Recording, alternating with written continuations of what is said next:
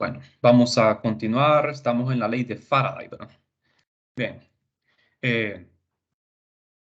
eh, todavía nos falta bastante, ¿verdad? Este capítulo es el capítulo más largo que vamos a estudiar. Eh, Ayer vimos medios estacionarios, ¿verdad? Y nos quedamos por medios en movimiento. Esta parte es la más complicada, ¿verdad? De medios en movimiento, porque aquí nosotros vamos a tener los dos casos. Vamos a tener el caso de campo variable y de medio en movimiento. O sea que podemos tener una inducción producida por un campo variable y también por un medio en movimiento. Ambas cosas, ¿verdad? En una sola. Y también porque el caso de medios en movimiento es el caso que tiene más aplicaciones. Por ejemplo, la energía eléctrica se produce por un medio en movimiento y un campo magnético constante. Bien, jóvenes. eh, Solo les quiero hacer un recordatorio, ¿verdad? El examen es el viernes de la otra semana presencial. Nos va a tocar ir a la universidad. Es necesario que ustedes estén vacunados, ¿verdad? Porque en algunas clases de física se está pidiendo eso, ¿verdad? Que el carnet de vacunación, no sé si ustedes ya tienen las 3 dosis de la vacuna. Si no es así, pues deberían de hacer lo posible, ¿verdad? Porque eso es necesario por precaución, ¿verdad? Y el día del examen también se les va a pedir que lleven gel para manos y la mascarilla, ¿verdad? Eso es obligatorio también. Bueno, la tabla de fórmulas, hay una tabla de fórmulas que se usa en 321 y 415, ¿verdad? Yo creo que ustedes, como ya van por 415, ya tienen que tener esa tabla, ¿verdad? Esa tablita de fórmulas la venden en el edificio de física. Yo voy a averiguar si la están vendiendo ahorita. Y si no, pues habría que hacer una tablita de fórmula, para mano, pero eso se lo voy a preguntar al coordinador, porque como nosotros no hemos tenido exámenes presenciales en más de 2 años, ¿verdad? No sé cómo vamos a hacer ahorita con eso, pero es necesario que el día del examen ustedes tengan fórmulas. ¿Estamos? Entonces yo les voy a averiguar cómo vamos a hacer en este caso. Bien, porque son bastantes ecuaciones, ¿verdad? Bastantes fórmulas las que se necesitan. Bueno, sobre todo para las integrales, ¿verdad? Bien, entonces ayer vamos a ver, por aquí fue que me quedé, ¿verdad? Ese símbolo, recuerden que es para una fe de movimiento, ¿verdad? Esa es la fe de movimiento, que queda en función de dos integrales, ¿verdad? La primera integral es para un campo variable y la segunda es para un medio en movimiento, donde aparece esa velocidad. Esta velocidad es la velocidad con que se mueve el circuito, que puede ser una velocidad angular o una velocidad lineal. O sea, el circuito puede estar girando o puede estar trasladándose. O sea que puede tener ambas velocidades, ya sea velocidad angular o velocidad lineal. ¿Estamos de acuerdo?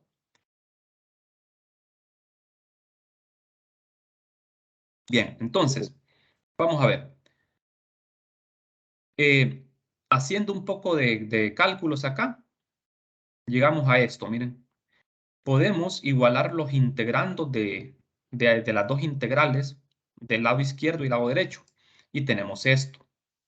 Bueno, aquí ya vamos llegando ya a la parte final. Entonces, estas cantidades, lo que es la velocidad del circuito, el campo magnético y la derivada del campo magnético, son medidas por un observador estacionario. El observador está determinando estas cantidades desde su marco de referencia, que está estacionario. Vamos a considerar la fuerza sobre una carga puntual en movimiento. Vamos a ver, jóvenes. Ustedes me dicen si hay alguno que no comprenden bien. El observador que ustedes ven aquí está en tierra firme, ¿verdad? Él tiene su marco de referencia estacionario. Y a partir de este marco de referencia, él determina lo que es la velocidad del circuito, el campo magnético y la derivada del campo magnético respecto al tiempo. Estas cantidades son medidas por el observador en reposo. Entonces, la carga que se está moviendo en el circuito es la corriente eléctrica, ¿verdad? Esa carga se mueve por la presencia de un campo eléctrico, siente una fuerza eléctrica y también siente una fuerza magnética. Entonces, eso lo resumimos en la fuerza de Lorentz, que es la fuerza eléctrica más la fuerza magnética sobre una carga puntual. Esta velocidad que ven ahí es la velocidad de la carga puntual. ¿Estamos? No confundamos esta velocidad con la velocidad del circuito, ¿verdad? Que aparece en esta ecuación, ¿verdad? Esta es la velocidad del circuito. ¿Estamos? Bien, entonces, vamos a ver. Vamos a ver acá. Fíjense bien. Observador en movimiento. Son dos enfoques. Aquí tenemos dos enfoques, jóvenes. Esto es lo que está observando esta persona que está en un marco de referencia en reposo, el observador en reposo. Y tenemos la contraparte, el observador en movimiento. Este observador, como ven aquí, se está moviendo junto con el circuito. Entonces, para este observador, como este observador se está moviendo junto con la carga, para este observador no existe fuerza magnética. Para este observador solo existe fuerza eléctrica. ¿Por qué? Porque para este observador, jóvenes, la carga está en reposo. Esto es relatividad, ¿verdad? Es como la relatividad de Einstein. Estamos analizando el fenómeno desde dos marcos de referencia. El marco de referencia en reposo y un marco de referencia en movimiento. Entonces las cosas cambian, se vuelven relativas. Para este observador, la carga no se está moviendo. Es como cuando ustedes van dentro de un autobús, ¿verdad? Si ustedes van dentro de un autobús, ustedes van sentados aquí y una pelota que está en el autobús, esa pelota para ustedes está en reposo, pero para un observador que está en la calle, la pelota se está moviendo. Tiene la misma velocidad del autobús. Pero para la persona que está sentada en el autobús, la pelota está en reposo. Entonces, esta persona que se está moviendo en el circuito junto con la carga permanece en reposo. Entonces, la fuerza magnética, recordemos que es carga por velocidad cruz V.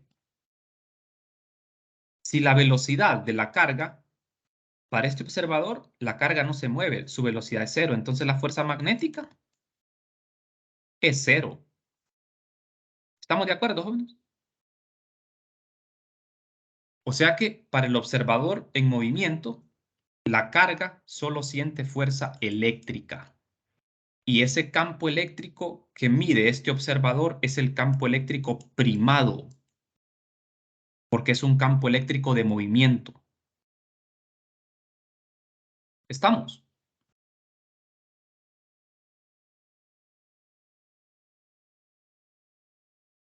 Bien. Entonces, vamos a ver. Vamos a establecer aquí lo siguiente. Vamos a hacer una especie de relación entre los dos marcos de referencia. Ambos marcos de referencia son inerciales. ¿A qué se refiere esto? Que en los dos marcos de referencia se cumple la primera ley de Newton. En los dos marcos se cumple la primera ley de Newton. Porque este circuito, jóvenes, se mueve con velocidad constante. Recuerden, física 100, un marco de referencia es inercial cuando está en reposo o cuando se mueve con velocidad constante. Entonces, ambos son inerciales. Entonces, como ambos marcos son inerciales, se cumplen las leyes de Newton. De manera que la fuerza que los dos observadores describen sobre la carga, sobre esta carga, tiene que ser igual. F es la fuerza que determina el observador en reposo y F' la fuerza que mide el observador en movimiento. Ambas fuerzas tienen que ser iguales, porque las leyes de la física son independientes del marco de referencia. ¿Estamos de acuerdo? Ese es el principio de la relatividad. Las leyes de la física son independientes del marco de referencia en el que se analicen. O sea que la fuerza que siente la carga tiene que ser la misma, medida por los dos observadores. O sea que nosotros igualamos. Esta fuerza, miren, en el lado izquierdo es la fuerza que mide el observador en reposo, en donde aparece la fuerza magnética. y la otra fuerza es la que mide el observador en movimiento. Ambas tienen que ser iguales. ¿Estamos de acuerdo? Entonces, como igualamos las dos fuerzas, jóvenes, ¿qué sucede? Al igualar las dos fuerzas, vamos a ver, ya conocemos los dos puntos de vista, que son el observador estacionario y el observador en movimiento. Entonces, el observador en movimiento mide esta fuerza con un campo E', el campo eléctrico de movimiento. Y el observador estacionario mide esta otra fuerza. Miren, aquí están las dos fuerzas. Entonces esas dos fuerzas se igualan. Al igualar esas dos fuerzas, jóvenes, se cancela la carga porque la carga es la misma. Y lo que me queda es este campo prima, miren. E' es igual a E más la velocidad cruz B. Ahora bien, si nos vamos a la ecuación anterior, jóvenes, vamos a ver, voy a retroceder acá, a esta, miren. Esta ecuación la obtuvimos a partir del estudio de los medios en movimiento. Aquí, como ven ustedes, en el argumento de este rotacional aparece el campo eléctrico primado. Entonces yo voy a sustituir ese campo primado aquí. ¿Qué pasa al sustituir ese campo primado ahí, jóvenes? ¿Qué es lo que va a suceder? Recuerden que E' es E más B cruz el campo magnético. ¿Qué pasa al sustituir este E' aquí? Se elimina B cruz. Sí, ¿verdad? Se cancela este término. Y me queda el rotor de E en el lado izquierdo y en el lado derecho, pues todo sigue igual. O sea, conclusión, ¿a qué llegamos? Llegamos a la misma ecuación original de la ley de Faraday, a la misma ecuación. O sea que para medios estacionarios y para medios en movimiento, jóvenes, se cumple la ley de Faraday, se cumple la misma ecuación. ¿Estamos? Entonces, eso es muy importante, ¿verdad? Eso es muy importante. Entonces, fíjense, nosotros sustituimos el campo primado aquí y se cancela el término de la velocidad cruz B. Al hacer esto, como ven, cancelamos esto, miren, y me queda esta ecuación. Esa ecuación es la famosa ley de Faraday. Entonces, hemos demostrado que la ley de Faraday es independiente del movimiento del medio. Esta es la más importante conclusión, ¿verdad?, que sacamos acá. Estos resultados son válidos para velocidades menores que la velocidad de la luz. Aquí estamos estudiando electromagnetismo clásico, ¿verdad? No estamos estudiando medios que se mueven cerca de la velocidad de la luz, porque ya ahí tendríamos que involucrar eh, ya relatividad especial, ¿verdad? Entonces, los términos que dependen de la velocidad se llaman términos de movimiento y los que dependen de la variación del campo magnético se llaman términos de transformador. Estos solo son nombres, ¿verdad? Para distinguir lo que depende de la velocidad del medio y los que dependen de la variación del campo magnético. ¿Estamos? Entonces, la ley de Faraday, tal y como la vemos aquí, es válida para cualquier tipo de situación. ¿Estamos? Bien. Claro que aquí estamos asumiendo, ¿verdad?, que el medio se está moviendo con velocidad constante, no está acelerando, porque aquí tenemos un problema. Si el medio acelera, ya no podemos utilizar esto, ¿verdad? Ya no podemos utilizar el principio de los marcos inerciales. Si este circuito se estuviese acelerando, entonces ya no sería un marco inercial, ya no podríamos aplicar esto y tendríamos un problema con la ley de Faraday. Bien, jóvenes. Entonces, vamos a ver. Continuando con la teoría, vamos a revisar en detalle estas ecuaciones. Aquí tenemos, miren, La fen de movimiento, miren, fen de movimiento es esa fen primada. ¿Por qué le decimos fen de movimiento? Recuerden que el campo eléctrico primado es el campo eléctrico del medio en movimiento.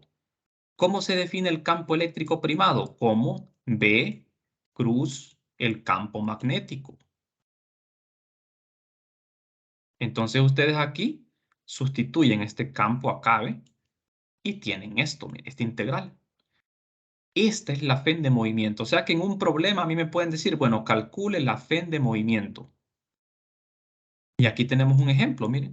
Este circuito rectangular tiene una parte que se mueve, que es esta varilla, miren, del lado derecho. Se mueve con una velocidad v. Esta velocidad v es la velocidad que aparece aquí. Estamos, es traslación, traslación. Entonces tendríamos una fen de movimiento. La fuerza electromotriz que aparece en este circuito es una fuerza electromotriz de movimiento. O sea, la fen da origen a una corriente inducida. Ese campo eléctrico que aparece en el circuito es un campo eléctrico primado. Recuerden que para que la corriente aparezca se necesita un campo eléctrico. Y una fen, ¿verdad? Por supuesto, ¿verdad? O sea, una fen, un campo eléctrico para que la corriente inducida pueda aparecer en el circuito. La dirección de la fen del campo y de la corriente pues es la misma. Porque estamos trabajando con la corriente convencional, ¿verdad? Que son cargas positivas. Bueno, entonces, jóvenes, aquí tenemos la fen de movimiento y este es el campo eléctrico de movimiento.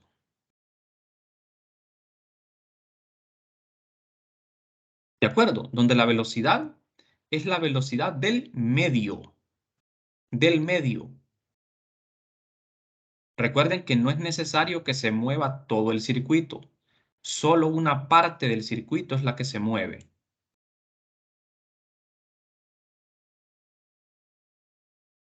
Bueno, entonces vamos a hacer un repaso ahorita, un resumen de todo lo que hemos estudiado hasta el momento, ¿verdad? Desde 3.21 hasta el día de hoy. ¿Qué es lo que hemos aprendido? Pues hemos aprendido todo esto. Aquí está resumido. La ley de Faraday la podemos expresar en la forma diferencial y en la forma integral, o sea, como una ecuación diferencial y como una ecuación integral. Ambas ecuaciones son la ley de Faraday. ¿Estamos? Bien, entonces, las ecuaciones de Maxwell son estas cuatro ecuaciones, en forma diferencial y en forma integral. En el lado izquierdo tenemos ecuaciones diferenciales, donde aparece el operador nabla, y en el lado derecho, ecuaciones integrales. Fíjense bien, son cuatro ecuaciones, dos para el campo eléctrico, dos para el campo magnético, pero lo que sucede es que aquí la ley de Faraday, que es la tercera ecuación, me relaciona el campo eléctrico con el campo magnético. No son campos independientes, ¿verdad? No son ecuaciones independientes. Como ustedes pueden ver acá, la ecuación de 321, que es esta, fue modificada. Antes, en 321, decíamos que el rotacional del campo eléctrico era igual a 0. Pero ahora esa ecuación ya no es válida. Ahora se le llama ley de Faraday porque aparece el campo magnético también y el campo eléctrico ya no es conservativo. La primera ecuación de estas es la ley de Gauss. La segunda, ley de Gauss. La primera es ley de Gauss de la electricidad. La segunda, la ley de Gauss del campo magnético. La tercera, la ley de Faraday. Y la cuarta, ¿cómo se llama? ¿Cómo le llamamos a la cuarta ecuación? Esta la acabamos de estudiar. ¿Cómo se llama la cuarta ecuación? Ley de Gauss del campo magnético. La cuarta. Es la forma integral de la ley de Ampère. Sí, ¿verdad? Exacto. Pero simplemente ley de Ampère. porque forma integral es esta. O sea, a la ecuación se le llama ley de Ampère. Solo que, vamos a ver, la cuarta ecuación, jóvenes, la cuarta ecuación tiene un error. La cuarta ecuación tiene un error. Y ese error lo vamos a ver hasta el capítulo 21, bueno, ese capítulo 21 ya prácticamente no se estudia, ¿verdad? Porque es casi imposible llegar hasta ahí. Pero en el capítulo 21, que son las ecuaciones de Maxwell, nosotros corregimos esta ecuación porque esta ecuación tiene un pequeño error. O sea que está incompleta. Las primeras tres ecuaciones están correctas, pero la última está incompleta. Hay un error aquí. Entonces, esta ecuación se conoce con el nombre de la ecuación de Ampère-Maxwell, porque Maxwell fue el que la corrigió. Incluyó un término adicional aquí para que la ecuación fuese correcta. Entonces, estas ecuaciones son las ecuaciones de Maxwell y cada una tiene un nombre particular. Las primeras dos, ley de Gauss, de la electricidad y el magnetismo, la tercera, ley de Faraday y la cuarta, ley de Ampère. Bueno, entonces, jóvenes, prácticamente aquí está resumido todo, ¿verdad? Estamos resumiendo todo lo de las clases de 321 y 415. Bueno, entonces vamos a revisar algunos problemas.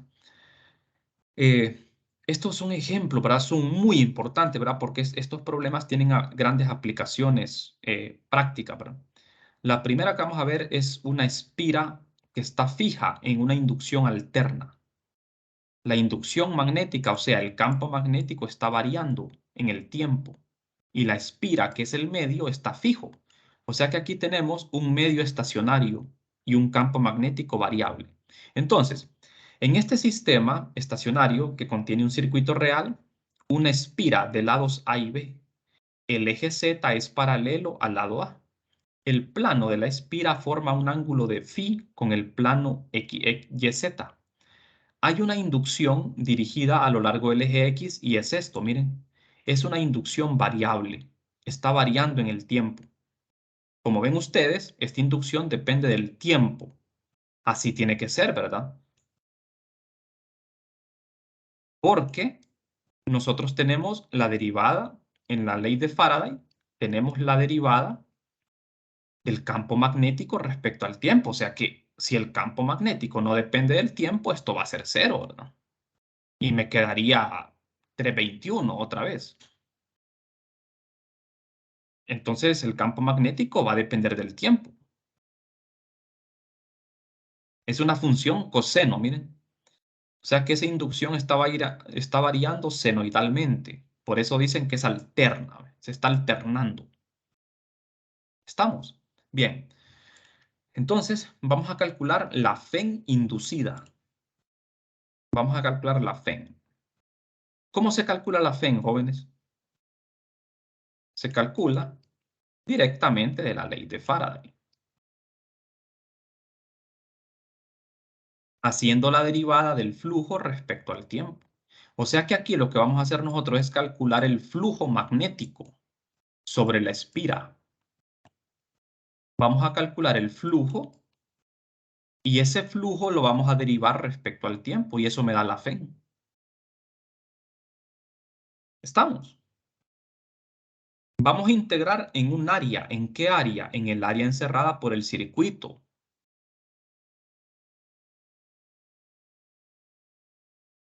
Bueno, entonces veamos.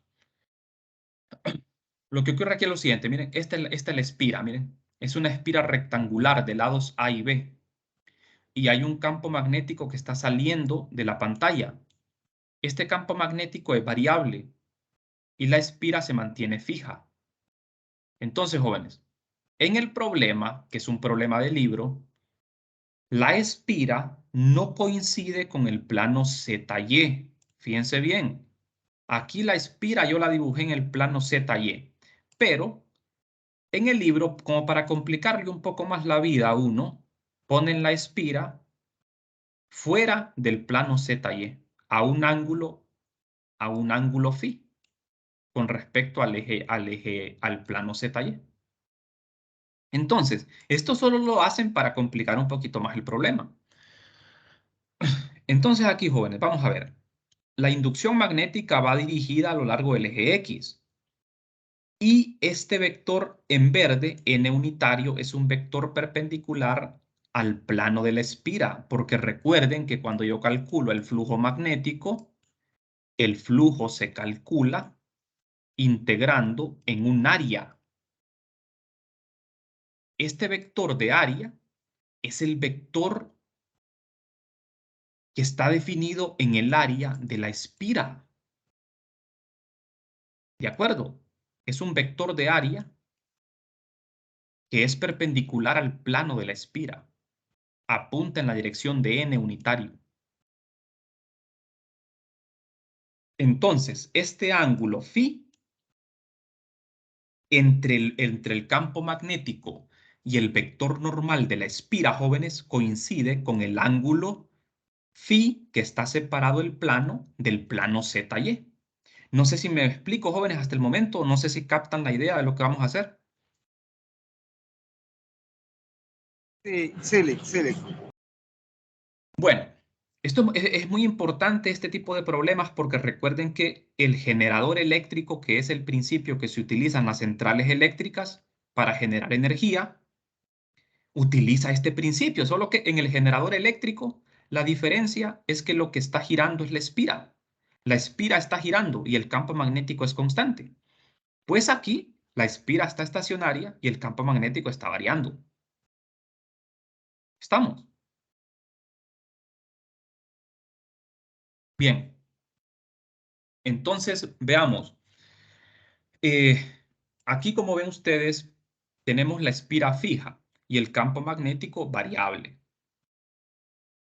Bueno, entonces, voy a calcular la FEN con la ley de Faraday. Esta es la ley de Faraday.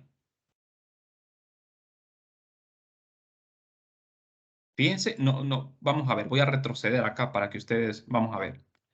Fíjense la ley de Faraday, jóvenes, en la forma integral. Esta ley de Faraday que ustedes ven aquí en la forma integral es lo mismo, es exactamente lo mismo que yo escriba esto así, miren.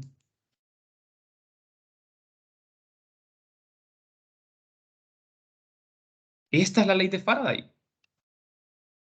Es lo mismo. Lo puedo escribir así también, porque la FEN, esta FEN, ¿quién es la FEN? Es el trabajo por unidad de carga. Y el trabajo por unidad de carga, jóvenes, es la integral de línea del campo eléctrico. No sé si me explico aquí. Eso ya lo había explicado. O sea, la FEN se puede escribir como la integral del campo eléctrico a lo largo de una trayectoria, en este caso, cerrada. O sea que yo la ley de Faraday yo la puedo escribir así, así como la tengo aquí también. Mire. Es correcto. ¿Estamos?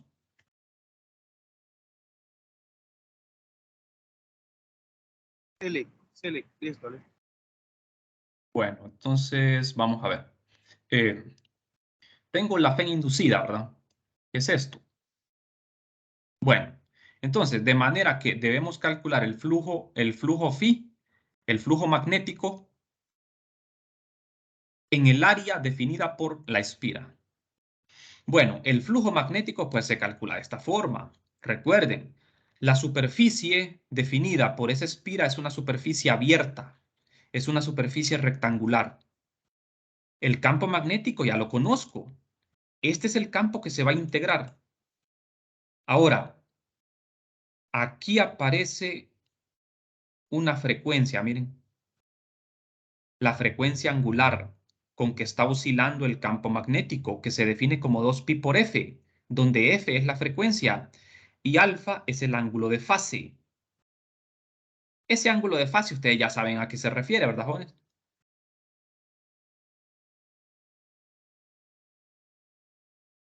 Bien, entonces, vamos a ver. Lo que hacemos es, para poder encontrar el flujo magnético, planteamos el diferencial de área, el vector de área, que apunta en la dirección de n. Ese n es arbitrario. El problema ya me lo da. Es este n, miren. N es un vector arbitrario, o sea, no apunta ni en la dirección de X, ni Y, ni Z. Es un vector que apunta en una dirección arbitraria. Por eso queda expresado como N. Entonces, aquí, jóvenes, fíjense bien, al sustituir el campo magnético y al sustituir el vector de área y al hacer el producto punto, me queda el producto punto X punto N. Entonces aquí, jóvenes, para no complicarnos la vida, X punto N. N no está en coordenadas cartesianas, pero podemos hacer el producto punto porque ambos vectores son unitarios. Si yo aplico la definición de producto punto,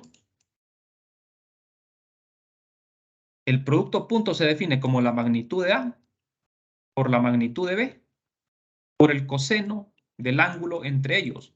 Entonces aquí, jóvenes, la magnitud de X unitario es 1. La magnitud de N es 1. Y el ángulo entre ellos es phi. Entonces, ¿qué me queda? Coseno de phi. Todo bien, ¿verdad? Entonces, el flujo, jóvenes, vamos a ver. X punto n es coseno de phi.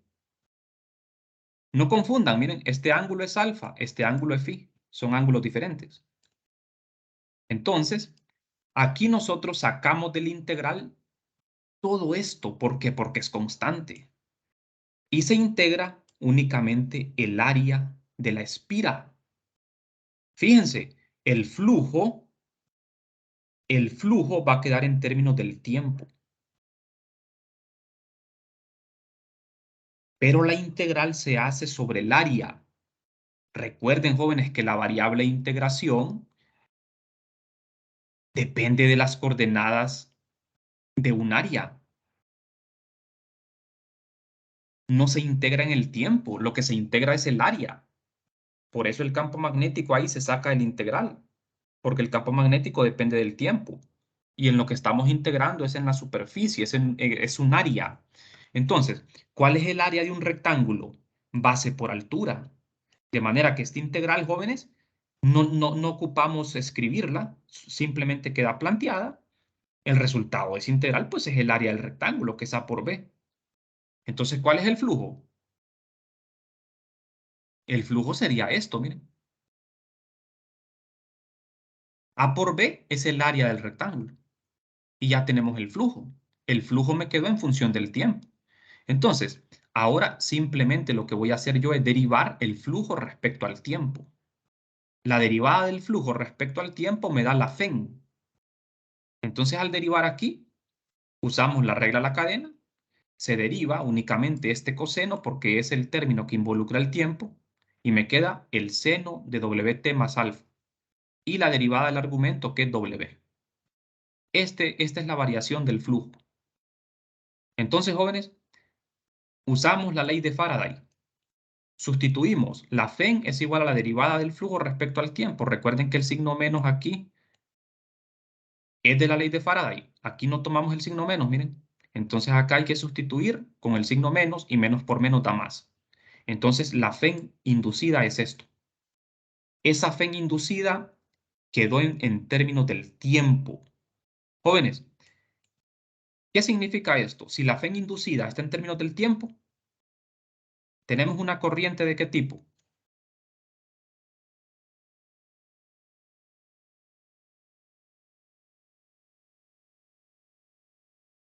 Alterna sería. Sí, ¿verdad? Tendríamos una corriente alterna. Tendríamos una corriente alterna. Sí, exactamente. Si la FEN no dependiera del tiempo, pues tendríamos una corriente continua, ¿verdad? No, que no estaría oscilando en el tiempo. Bueno, entonces, como ven ustedes, ¿verdad? Calcular la FEN no es nada complicado. Lo complicado, pues, es determinar la dirección de la FEN. Eso sí es bastante complicado, la verdad. Pero aquí no nos están pidiendo la dirección de la... Bueno, es que es absurdo, ¿verdad? No me pueden decir cuál es la dirección de la FEM, porque como es alterna, la dirección va a estar cambiando. La dirección la dirección de la corriente inducida va a estar cambiando, va a ser alterna. Ahora, jóvenes, vamos a ver. Con este mismo problema, un caso especial. ¿Qué pasa si en vez de una espira tengo n espiras? Este caso es más realista. Fíjense bien. Si la espira está formada por un solo alambre enrollado formando n vueltas, como un solenoide, ¿verdad? Cada una de las vueltas tendría la misma FEM. Entonces lo que tenemos que hacer nosotros es sumar todas las FEM. Y esto es justamente lo que pasa en los generadores eléctricos, ¿verdad? Que lo que se tiene es una bobina. Esto es con el objetivo de incrementar la fuerza electromotriz, incrementar la corriente inducida, ¿verdad? Y el campo eléctrico. Entonces, al hacer esto, jóvenes, lo único que ocurre es que debemos multiplicar la FEM por N, por las N espiras. Tendríamos una mayor fuerza electromotriz. ¿Estamos?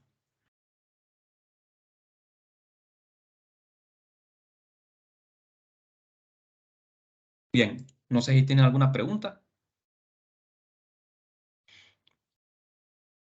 Pues vamos a ver. Vamos a revisar ahora un caso, otro caso parecido al anterior, pero en este caso una espira rotando.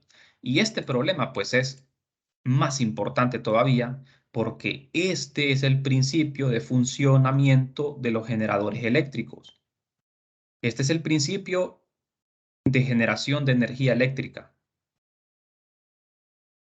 ¿De acuerdo? Entonces, aquí la diferencia es que tenemos un medio en movimiento. La espira del ejemplo anterior, esta vez está en medio de una inducción constante. Como ven, la inducción magnética es constante, mientras que la espira está girando como un cuerpo rígido. El medio se mueve por rotación. Ajá, el eje de rotación es el eje Z. A la velocidad angular, pues se toma como constante. De modo que el ángulo phi, es una función del tiempo con la forma que ven aquí. Donde alfa sub 0, donde phi sub 0 es el valor, es un ángulo de fase, es el valor en el tiempo inicial, t igual a 0. Debemos encontrar la FEM inducida otra vez. Bueno, jóvenes, entonces este problema ya es un poquito más complicado, porque es un medio en movimiento. Como ven, la espira va a estar girando en torno al eje Z como un cuerpo rígido. Esto es exactamente un generador eléctrico. ¿Cuál es la diferencia entre un generador eléctrico y un motor eléctrico, jóvenes?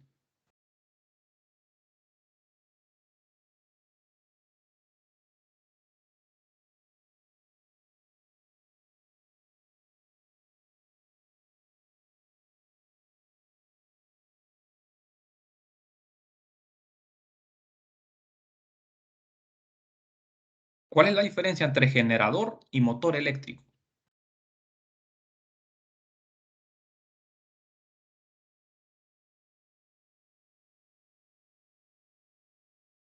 Me doy, Lick, me doy. Bueno, el generador, en ambos motores se transforma energía, ¿verdad?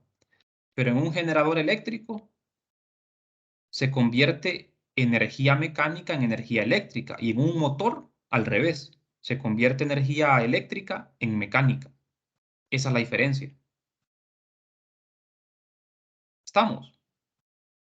¿Qué es lo que hace un motor eléctrico? Los motores de las plantas eléctricas. Convertir energía eléctrica en energía mecánica. Por ejemplo, los motores, ¿verdad? Que utilizan los molinos o algunos bueno, no sé, cualquier sistema que utilice un motor eléctrico, lo que hace es convertir energía eléctrica en energía mecánica, ¿verdad? Los motores eléctricos hacen girar ruedas. Eso es energía mecánica. En cambio aquí, esto es un generador eléctrico. ¿Qué es lo que está pasando aquí? Como la espira se está moviendo, ese es el movimiento, jóvenes, es energía mecánica. Cuando ustedes hacen girar un objeto, es energía mecánica. Esa energía mecánica se va a transformar ¿en qué? En energía eléctrica. ¿Estamos? Bueno, entonces, como ven, aquí tenemos que este generador pues tiene una velocidad angular W que es constante. Apunta en la dirección de Z. ¿Por qué? Porque gira en sentido antihorario. Y este vector de posición lo necesitamos aquí. ¿Por qué? Porque a partir del origen de coordenadas yo voy a localizar un pequeño segmento de la espira. Como ven ustedes aquí, la espira la vamos a recorrer en sentido antihorario. Esto es porque aquí tenemos que integrar, jóvenes. Aquí vamos a utilizar la FEN de movimiento. ¿Se acuerdan? FEN de movimiento. Es un integral. Velocidad cruz B, el campo magnético, punto el BDS. Esto es la FEN de movimiento. Entonces aquí yo necesito integrar a lo largo de toda la trayectoria definida por esta espira para encontrar esa fuerza electromotriz. El campo magnético es constante. O sea, vamos a ver. Voy a regresar atrás para que ustedes capten la idea de qué es lo que vamos a hacer aquí. Fíjense cuando nosotros planteamos el problema aquí, miren. Miren aquí, miren esta ecuación.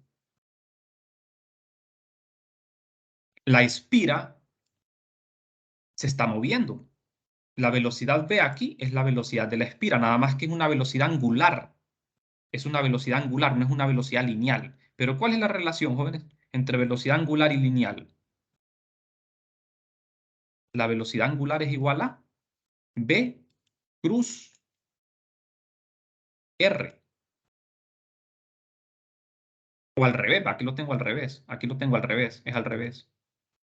Es la velocidad lineal es igual a W cruz R. Entonces, la espira está girando. Entonces, esta velocidad la voy a cambiar por esta fórmula, W cruz R. ¿Qué pasa con este integral, jóvenes? Este integral desaparece, es cero. ¿Por qué? Porque el campo magnético es constante. La derivada de una constante es cero. Y esto que está en el lado izquierdo, pues es la FEN. Recuerden que este integral es la FEN. Es esto mismo, miren. Solo que expresado como un integral de superficie porque estamos usando el teorema de Stokes.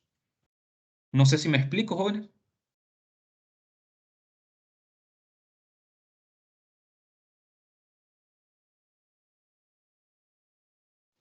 Sí, Ley. Bueno, vamos a continuar. Veamos. Entonces, aquí vamos a ver. Aquí en esta otra figura ustedes ven que la espira está girando. Miren, al girar, aquí ustedes ven que la espira ya giró un ángulo phi. Miren, un ángulo phi. De manera que este vector rojo es el vector de área de la espira.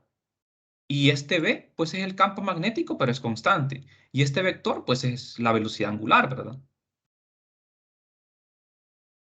Bueno, entonces mi objetivo aquí es calcular la FEN, pero la FEN de movimiento del medio. Entonces, como ven ustedes, miren, esta es la ley de Faraday.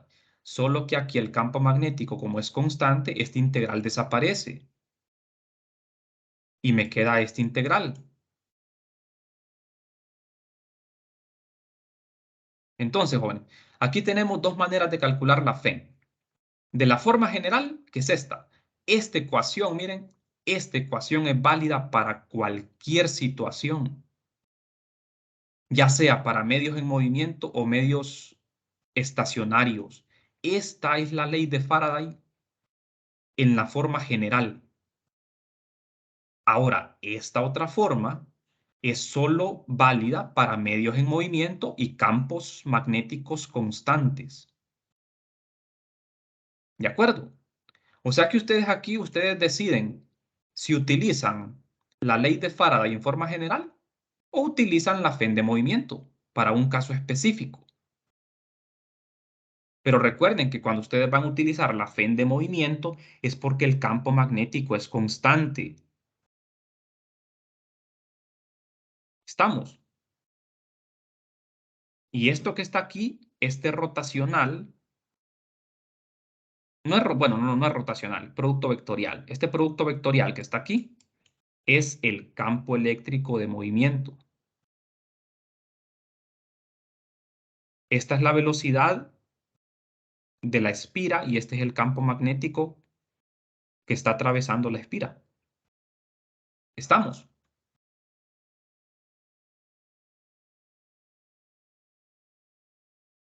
Bueno, mañana vamos a seguir con el problema, jóvenes.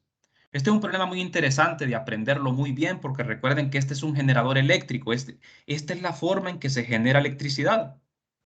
Este es el principio de generación. Bueno, entonces vamos a terminar por aquí el día de hoy, para ya no tenemos chance de terminar el problema porque es un poco largo. Entonces vamos a seguir mañana. Bien, eso sería todo y que tengan una